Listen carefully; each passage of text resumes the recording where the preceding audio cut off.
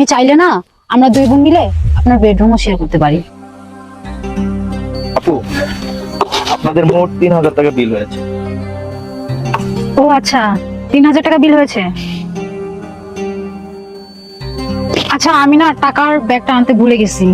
দেখুন, এখন রেস্টুরেন্ট বন্ধ করার সময় ছিল, আর আপনারা এসে তাড়াহুড়া করে খাবার চাইলেন। হ্যাঁ, খাবার এনে দিলাম, কিন্তু এখন বিল পে করতে পারতেছেন না। এটা তো আগে বলতে পারতেন যে আপনাদের কাছে টাকা নেই। আসলে আমরা না তাড়াহুড়া করতে গিয়ে টাকার ব্যাগটা ভুলে বাসায় রেখে আসছি।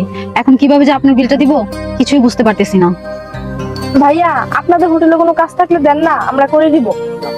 আসলে আপনাদের হোটেলে কাজ করে দেওয়া ছাড়া আমাদের আর কোনো উপায় নেই, কারণ আপনার টাকাটা তো পরিশোধ করতে হবে। আসলে কি হয়েছে ভাইয়া, আমাদের কাছে তো টাকা নাই, আমরা দুই বোন অনেক ফ্রি, আপনি চাইলে যে কোনো কাজ করাইতে পারেন আমাদেরকে। শুনেন, আপনি কোনো টেনশন নিয়েন না। আপনি চাইলে না আমরা দুই বোন মিলে আপনার বেডরুমও শেয়ার করতে পারি। সেটা আপনার বাসার কাজও হতে পারে কিংবা পার্সোনাল কাজও হতে পারে। আরে, আপনারা কি সব বাজে বাজে কথা বলছেন?